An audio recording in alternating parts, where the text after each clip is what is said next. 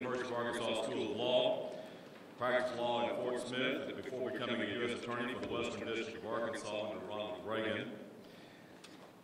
I don't want you to feel old about this, but you entered politics in 1986. There are several people out there. There's a lot of people out there that were born after that time period. Just wanted you to know. He has been involved. The interesting thing, though, when you look at what he's done in it, he has been in the House. He's represented the United States in the Department of in the DEA. He's been very active in all of the areas of political life and law in Arkansas, and because of that kind of tenure. He is family. He is married to Susan Hutchinson, and the couple have 4 children: John, Seth, Asa III, and Sarah Hutchinson. Most importantly, he is the governor of the state of Arkansas. Please help me welcome William Asa Hutchinson.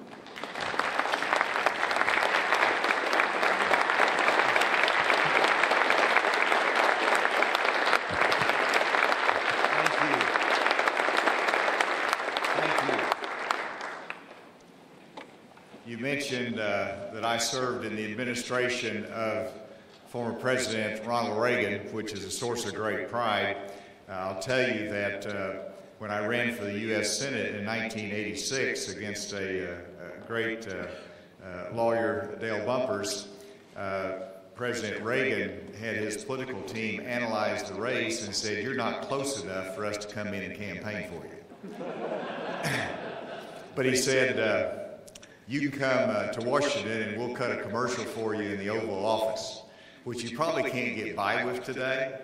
But then I went there and I had this incredible video of me going in and sitting with Ronald Reagan in the Oval Office at the Resolute desk, having a conversation with him, going out in the Rose Garden, walking shoulder to shoulder down the Rose Garden with Ronald Reagan, and then filming it the whole time. And of course, he's looking into the camera and he's saying, "Asa Hutchinson was my United States Attorney in Arkansas. He did a great job for Arkansas and the nation." That's pretty cool. Now, the only challenge is that I lost that video for 30 years. And I thought it was gone, and a year ago, about 6 months ago, I actually found it again. And so we released it on social media, and then toward the end of the last primary campaign, President Trump, of course, and if you want to know the inside story of how he tweets, come see me afterwards. But I'm with him, and he finds out I got a primary, and he decides he wants to tweet out an endorsement of me, and he does. And so on election night, I was able to say that I think I'm the only candidate that's been endorsed by President Reagan and President Trump in the same election.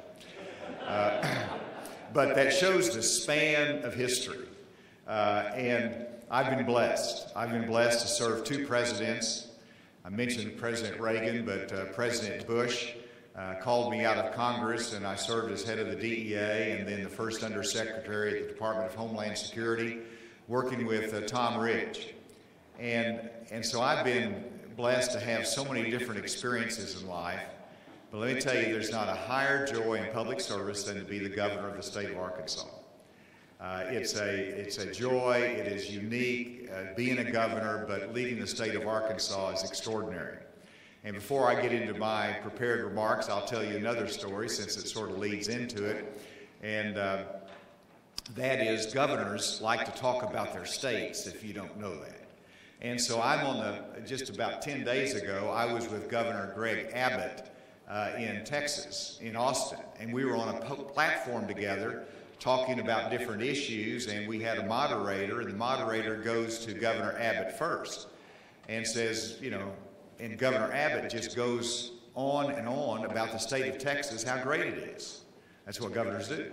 And he was saying, our cities are growing, our jobs are creating, people are moving into Texas, and in fact, it seems like half the people in California are moving to Texas. And he just went on and on and on, and finally he concluded, and they turned to me and said, Governor Hutchinson, what do you have to say? And I said that, well, Arkansas and Texas, Governor Abbott, have always had a very close relationship.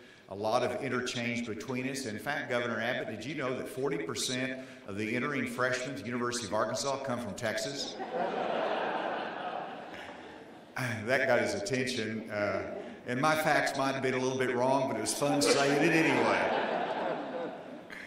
But it is good to be here today, and I'm here as governor, but I'm also here as somebody who appreciates the legal profession and enjoys it and has been a long-time practitioner. And sometimes I have to actually emphasize this point, because when you look at my life, you're thinking he's had a whole career in public service. Well, because I've had the opportunity to lose a few races, I've always gone back into the practice of law. So I've actually practiced law in the courtroom for 25 years. And that's how I made my living. That's how I put bread on the table, and I enjoyed it. I was one of those guys that whenever I left the legal practice and went into public service, I took all of that with me, and I've never lost the affection for the profession and a recognition of its importance, both in terms of the justice system, but also in the broader mission of public service. And the lawyers have had a historic tradition of serving in the legislature, serving in public offices, and serving our communities in a variety of different ways. And I hope that the legal profession never loses that interest, never loses that emphasis, and never gets discouraged by what is a rough road from time to time with lawyers in the political arena or in the area of public service. And so I have enjoyed it, and I've seen the criminal justice system just about from every point. I've seen it as a federal prosecutor, where I tried a lot of cases trying to put bad people in jail. And guess what? There were a few acquittals along the way. And then I've seen the criminal justice system as a defense attorney. I spent a lot of time trying white-collar criminal defense cases, from espionage in the Eastern District of Virginia to cases in the Dallas, Texas Federal Court on trafficking in persons, and on, and cases here in Arkansas. And so I enjoy the courtroom, and I've seen it from both sides. And then I've seen it from the public policy arena. While I was in Congress, I served on the Judiciary Committee that had oversight of the DEA and the FBI and all of the federal law enforcement agencies. And then I worked with the federal law enforcement agencies whenever I was in the Department of Justice and Homeland Security. So I've seen the criminal justice system from a lot of different perspectives. And I bring that to you today. And I wanted to talk to you this morning, this afternoon, on a number of current topics, one of them being briefly talking about the ongoing federal investigations of public officials or former public officials that we've seen here in Arkansas. Secondly, I want to mention a couple specific ethics reform proposals that have been mentioned, and some other ideas that are out there. I want to shift gears and talk about sovereign immunity for a moment. That is something I'm wrestling with. I think the bar is wrestling with, practitioners are struggling with, and we need to, and I know the court has opined on it, and so that's something that deserves some attention in the future. And finally, if we get to it, I wanted to talk about the 2019 legislative agenda that I hope I have the opportunity to be a part of next year. And so with that, let me come back, and I sort of built this up because I've been asked to make a lot of comments to the media ever since the guilty pleas and the Missouri factual statement that was released. There's been a lot of controversy, there's been a lot of questions about it, there's been some calls for resignations, and so I've been asked to comment. And I think I've been asked to comment as governor. I think I've also been asked to comment based upon the fact that one of the individuals that's had his picture in the paper is my nephew, who I love, Senator Asa Hutchinson. And so for those reasons, I've been asked to comment. And for various reasons, I said, I'll just talk about it at the bar meeting. Well, that sounded like a good idea 3 or 4 days ago. But as I got closer, I said, what do I really have to say about this? And I think there's just a couple central points that I think are important to make. And first of all, anybody who loves public service, that has been in the public arena, you have to be troubled by the fact that we've had public officials, former public officials, indicted and having pled guilty to serious breaches of the public trust. It bothers me, it concerns me, and I certainly support the transparency and getting the information and making the right decisions and letting our criminal justice system work.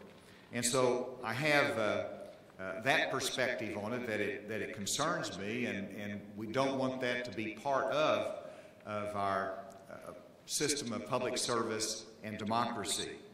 You also look at some of the abuses have been in the area of the legislative general improvement funds, which is really excess revenue that's come in over and above what we need to run state government, so it's surplus. And these challenges that we faced, and all occurred really before I became governor, but as I became governor, I said, let's tighten that up. And so the first year we reduced what was available for general improvement funds, which really restricted its use and restricted any the potential for abuse. And then in the last session, we just said, let's end it. And so there's absolutely no legislative GIF over the last session. And I say that because we had to stop it in that fashion because of the history of abuse in the past. But we also have a pattern that we've been giving tax cuts, we've been managing state government, and so that level of surplus is not the same as it was in previous administrations, where it went from 200 to 400 and sometimes $800 million. And so it's a much more restricted pool of money that we've actually intentionally made happen.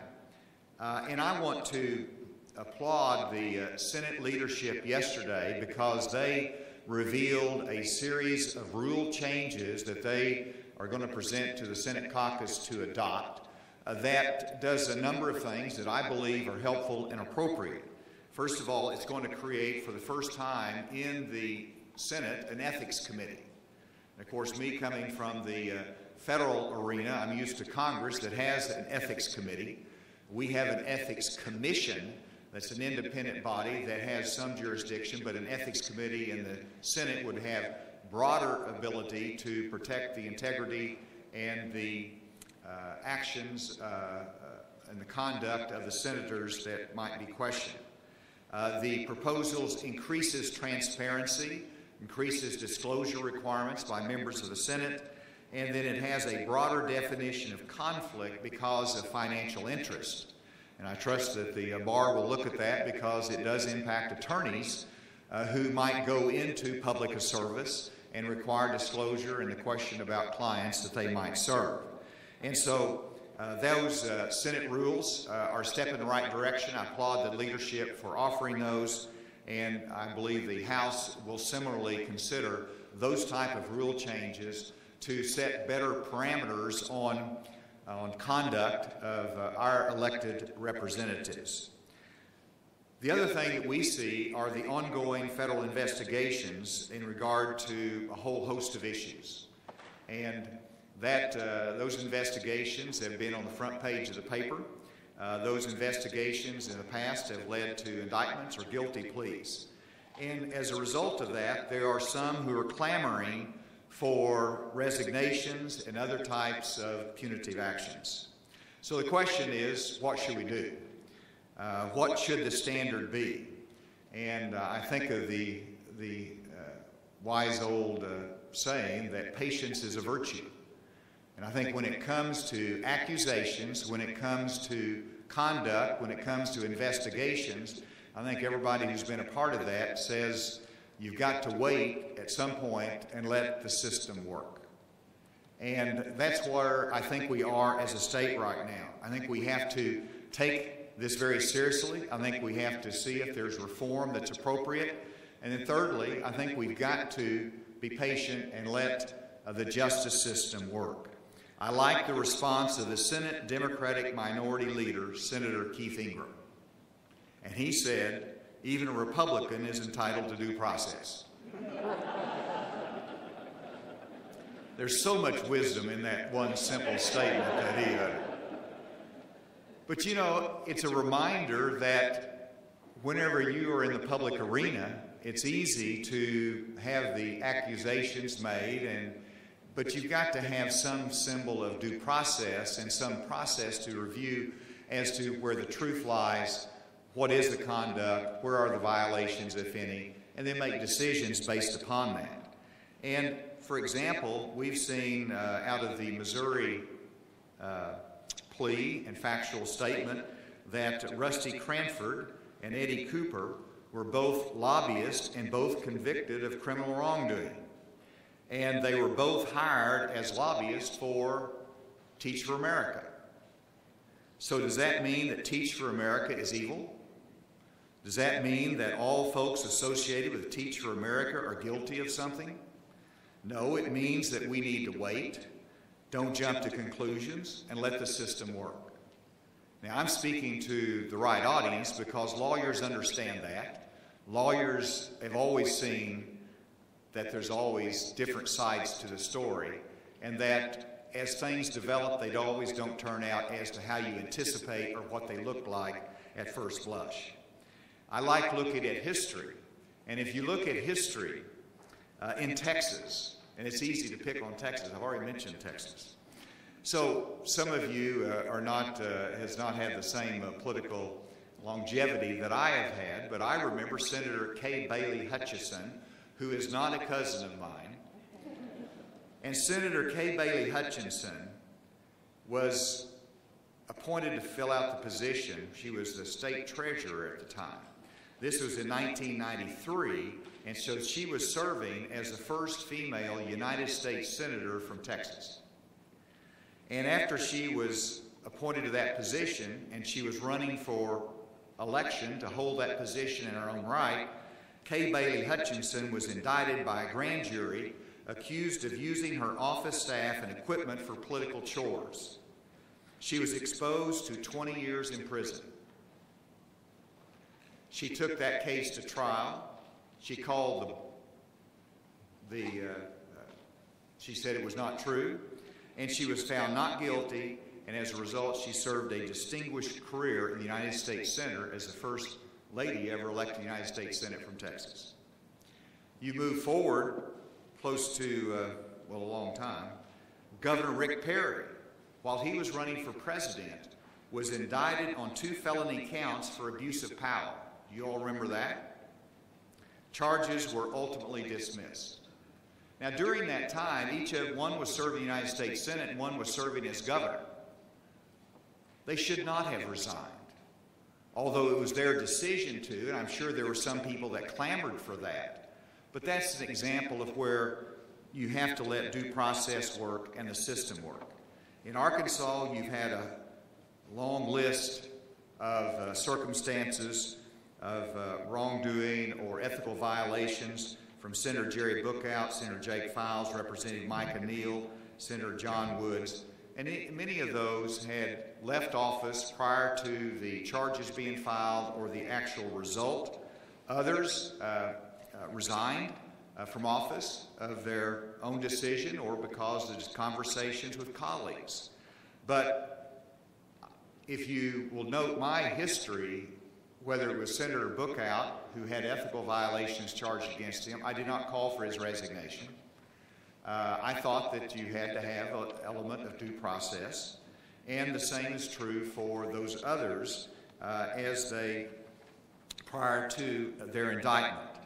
And thinking back even where President Clinton was being prosecuted by a group of managers during the impeachment trial, I did not call for his resignation because there was a process that was in play that had to be vetted out and heard in accordance with our constitutional guidelines. And so the message is, let's let the criminal justice system work and hopefully it will work well, and hopefully it will come out with the right result. There are two extremes. One is calling for the immediate resignation even when there's been no charge.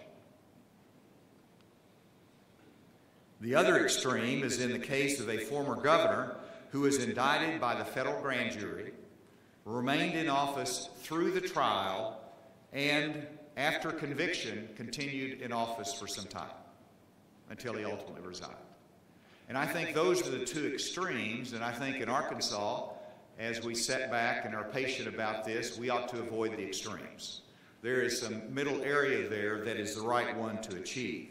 Neither extreme is beneficial to the public confidence in our democratic system of government.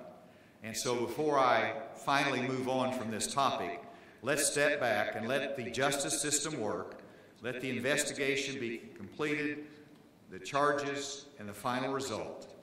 And I do think that under the present climate, I have said that if a legislative member is charged federally, then it's appropriate to call for the resignation, if that is what is deemed best for the public confidence. I believe that's been the pattern as you look at recent history, that's in fact the judgment that has been made, that they make it of their own volition and with the encouragement of their colleagues, and that could be an appropriate place, even though you can make the case that with the acquittals that you've seen in other cases, and I think of Senator Ted Stevens, who lost everything because of criminal charges that were later investigated as being totally inappropriate and not properly conducted. And once that was overturned, he was long out of office, but he paid a tremendous human toll through the process of that. And of course, that is just part of the sacrifice of public service, that you expect that scrutiny, you expect that extra measure of confidence, and that is one of the reasons I think that on public officials you can make a judgment that at some point they do need to step aside for the public good. Now, that leads me, though, to the second point, and that is about the current ethics proposals, and I mentioned what the Senate rules were proposed yesterday, but I also think there's some other areas that should be examined. And one of those is on our current Ethics Commission.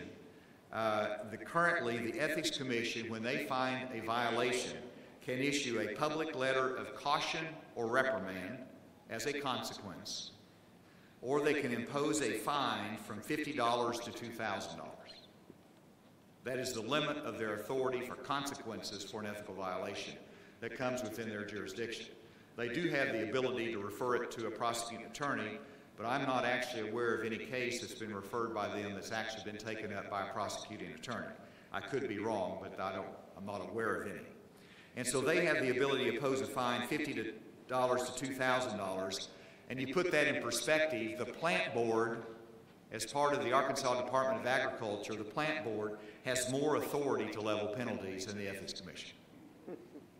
And so my proposal would be that we review that and we enhance the capability of the Ethics Commission to levy a more meaningful penalty in consequence of serious ethical violations.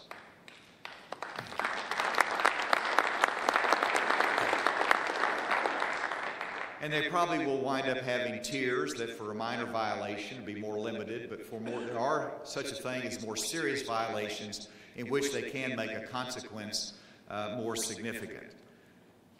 And then I would also support that if the Senate Ethics Committee is adopted, then the Ethics Commission can then have another referral option as well, both to the prosecuting attorney but also to the Senate Ethics Commission or the House Ethics Committee.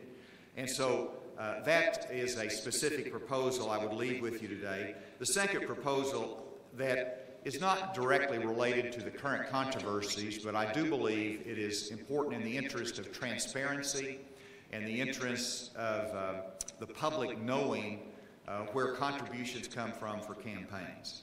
And this is, right now, under the current law, one individual or company can avoid the intent of individual contribution limits by creating multiple PACs. And so one individual, one company can have multiple PACs. And I would suggest the reform that if affiliated, in other words, if the PACs are affiliated together by common ownership or relationships, then the PAC must report that affiliation. That way the public would know whenever there is one common entity that has multiple PACs. And then the campaign should be prohibited from accepting affiliated PAC contributions that would exceed the limits of the individual contribution. Such language might be: a candidate shall not knowingly accept campaign contributions from 2 or more related political action committees which in the aggregate exceed the campaign contribution limit under law.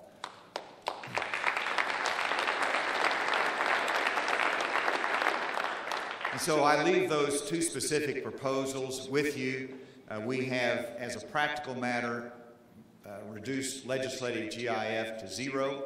I think that will be the habit in 2019 session as well. And I would add as a caveat that there's so many good members of the legislature that have appropriately utilized that for very good purposes in their community. And so I recognize that, but we sometimes respond and set policy based upon abuse. And so I don't expect legislative GIF to be a part of the mix in 2019. Now let me move on to something that is totally different, but I believe is very timely and very important for your consideration and discussion, and something that I'm wrestling with. And that is the issue of sovereign immunity. And I'll give you a little bit more background. Many of you know this, but I want to set the stage for it, and I want to talk about where we are right now. The state of Arkansas, under the Constitution, Article 5, Section 20, simply says the state of Arkansas shall never be made a defendant in any of her courts. That's pretty clear language. And if you're a strict constructionist, you believe in the language of the Constitution, there's not a whole lot of wiggle room there. And so the justices, looking at a case arising out of the Arkansas Minimum Wage Act, reviewed what latitude the legislature had, the General Assembly had, in providing exemptions from sovereign immunity. And so they granted legislative exemptions from sovereign immunity, but that was held by the Arkansas Supreme Court as violating the Constitution because the Constitution didn't give them that kind of flexibility. Matthew Andrews was the plaintiff in the suit. He had been manager of the bookstore at Rich Mountain Community College in Mena. He sued the school and the bookstore for overtime pay. The university system claimed sovereign immunity and asked the district court judge to throw out the suit. The judge declined. He was appealed to the Supreme Court. And in the ruling, the Supreme Court's majority said the language in the law that allowed state employees to sue for back wages contradicts the Arkansas Constitution, and they dismissed the Andrews lawsuit.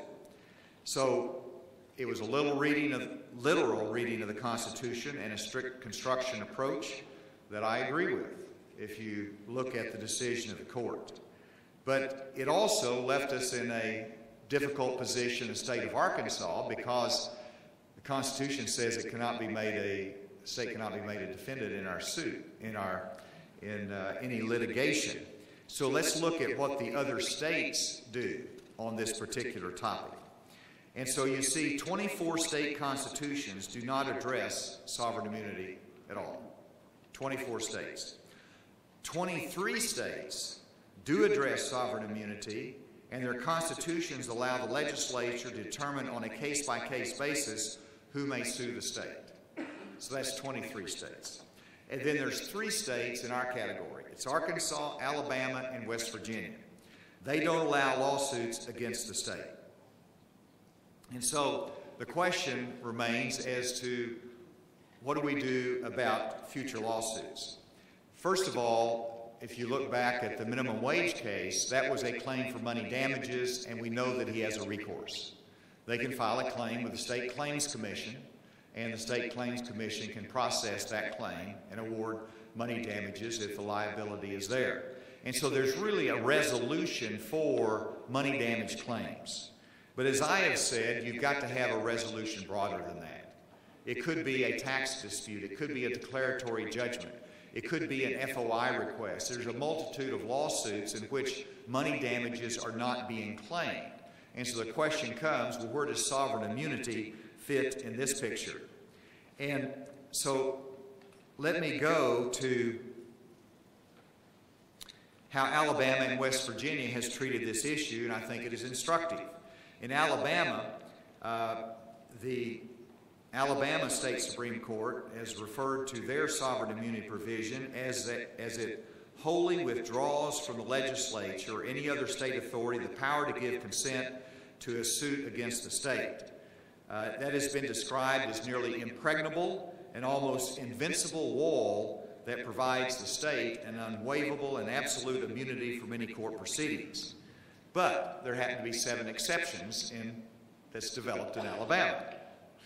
And those exceptions include actions brought to compel state officials to perform their legal duties, actions brought to enjoin state officials from enforcing an unconstitutional act, actions to compel state officials to perform ministerial acts, declaratory judgment actions, valid inverse condemnation actions, actions for injunctions brought against a state official in his representative capacity where it's alleged that he acted fraudulently in bad faith, and actions for damages brought against a state official in his individual capacity where he acted fraudulently in bad faith and beyond his authority. So those are the 7 exceptions under Alabama. I'm not going to cover West Virginia because Alabama is closer geographically to us. No, you can read that. I'll be glad to provide that information to you. But they have somewhat similar exceptions, and actually I will elaborate that they will allow any remedy that does not require expenditure of state funds, is how they interpret their absolute sovereign immunity, which allows them to say if there's legislative provisions for purchase of insurance that will provide an exception to the state's constitutional immunity under the theory that it's not going to dip into the state treasury. And so they limit it to what the insurance would cover. And so I give that background because that's where we are right now, is in an undefined territory. And even since the Andrews case of the Arkansas Supreme Court, they've had a couple of subsequent rulings, and one of them being that there are certain instances that if the state does not assert sovereign immunity, then it might not bar the action. And so there is some uncertainty in where we need to go in the future, and clearly we need a path in the future on sovereign immunity.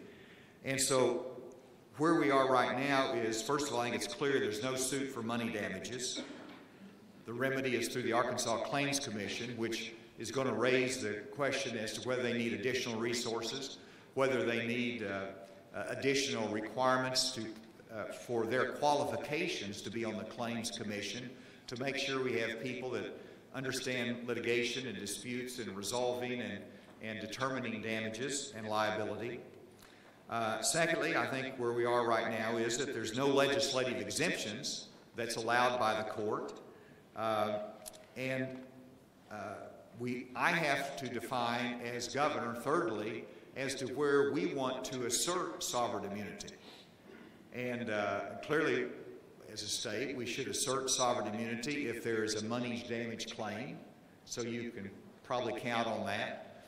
We've not addressed all the other complicated issues whenever the lawsuit is for an injunction, or is for an FOI request.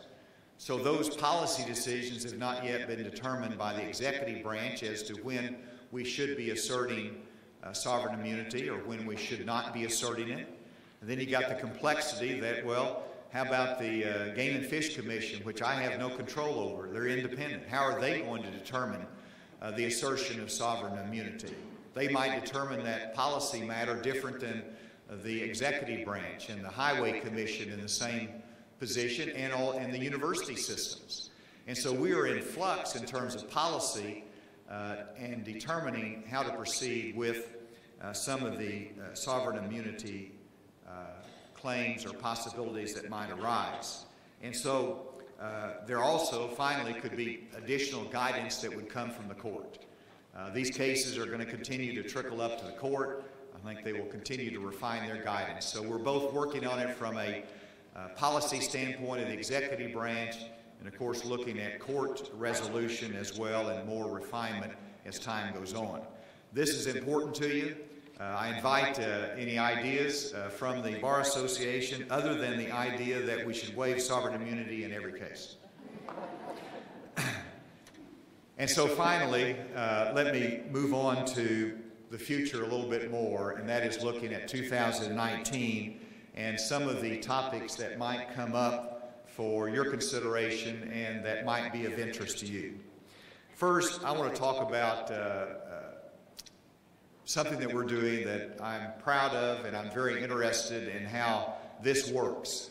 And I'm just alerting you to what we have initiated and put money behind, which is crisis stabilization units. Now, let me paint the picture for you that we have a challenge with mental health providers or sufficient mental health coverage for those that are suffering from mental health illnesses in our country. We have a challenge that we do things differently than we did in the 80s. There's much more freedom. There's less an inclination to confine those with mental illness. And so you have many that are on the street that suffer from various types of mental illness.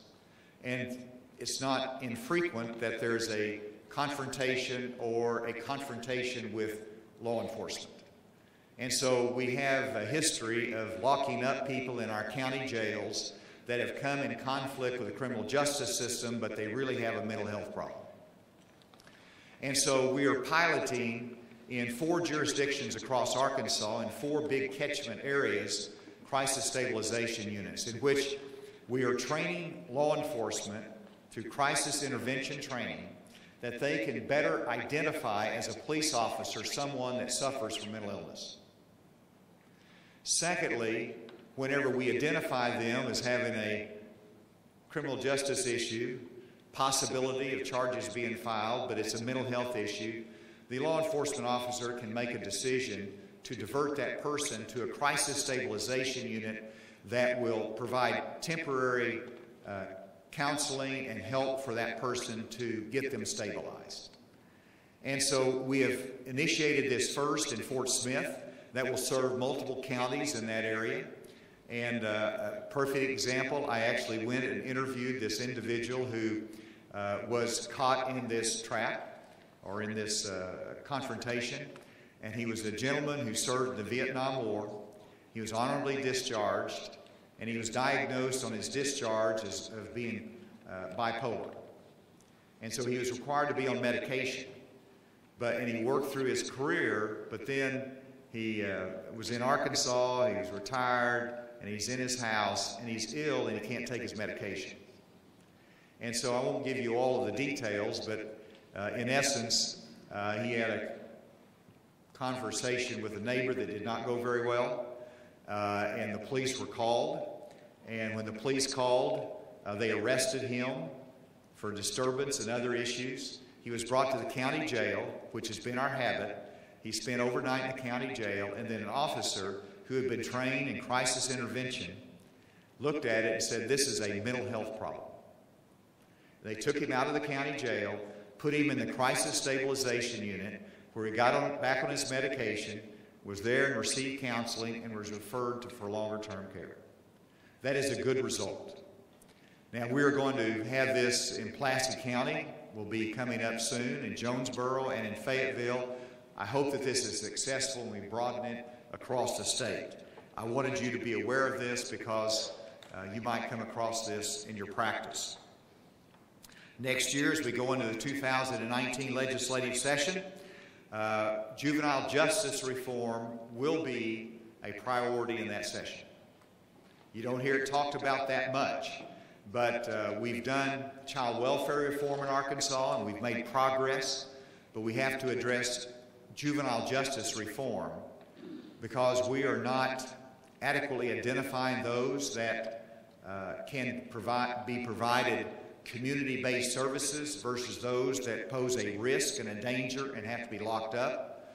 We need to have additional tools for our juvenile judges to utilize to make that determination, more standardized approach, more statewide approach to it, and we're working with the Administrative Office of Courts and key judges to develop a juvenile justice plan for a future. And so look for that, and hopefully we can be successful in it. Finally, I would want to mention something that you may come across that's important to me, and that is government transformation. And so if you look back to the last time we had government transformation in Arkansas, it was in the Governor Dale Bumpers administration in 1973. At that time, he looked at state government, and he had over 60 direct reports to him. And he said, that's not good. It's like Moses in the Bible. That's not good. I need to have better organization. And so, through the help of the Legislative General Assembly, they reduced that 60 direct reports down to, I believe, 15.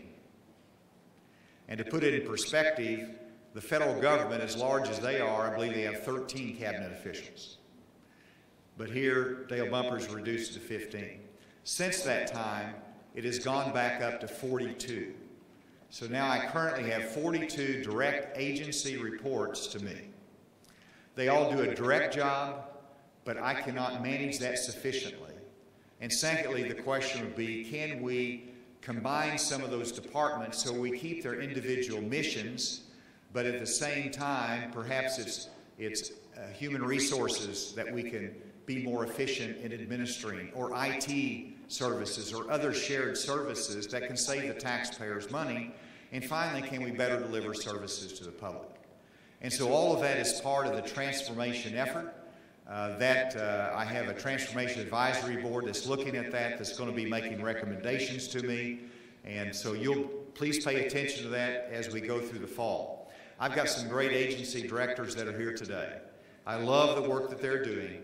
Nothing that they do should be diminished in any way, or the industry that they serve.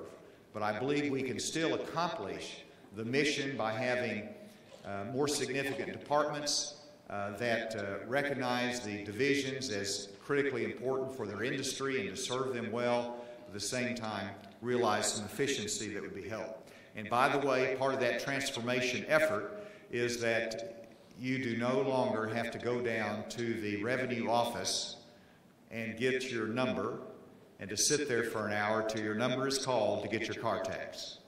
You can now go online. You can get your mobile phone, you can go online, you can pay your sales tax, and you can get your car tax. And so that's an example of kind of transformation that we're trying to do in state government. One business said as a result of that effort, it will save them $250,000 every year. And you think about that's human time going to the revenue office if you have a large number of vehicles. And so we'll continue that. Please pay attention to it. Let me conclude before I'll turn it over for some questions in the same place that I began. And that is that we need lawyers in the public arena. We need lawyers that understand the importance of public service, that are not intimidated by the rules of the public scrutiny, but they understand that that's part of really the responsibility and mission of lawyers is not just to impact the criminal justice system in the courtroom, but to impact it also in the public policy arena, in which the perspective of lawyers is important, it's unique, and your contribution should never be underestimated. Thank you very much.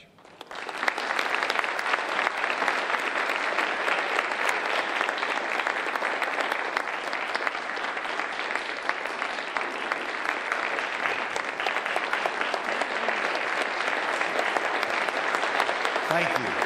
Thank you.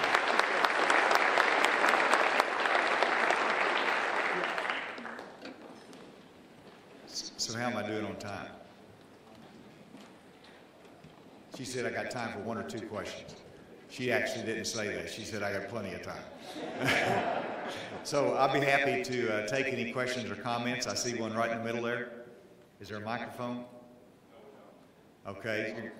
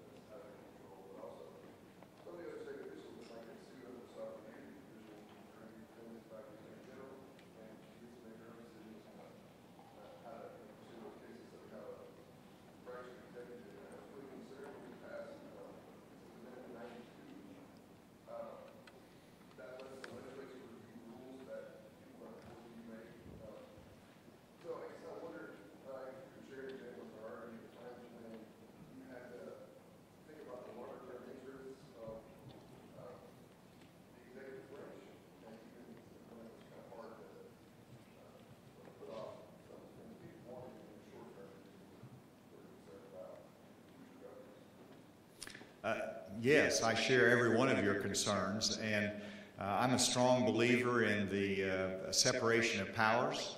I tell my colleagues in the legislature that, it's okay for us to have some friction.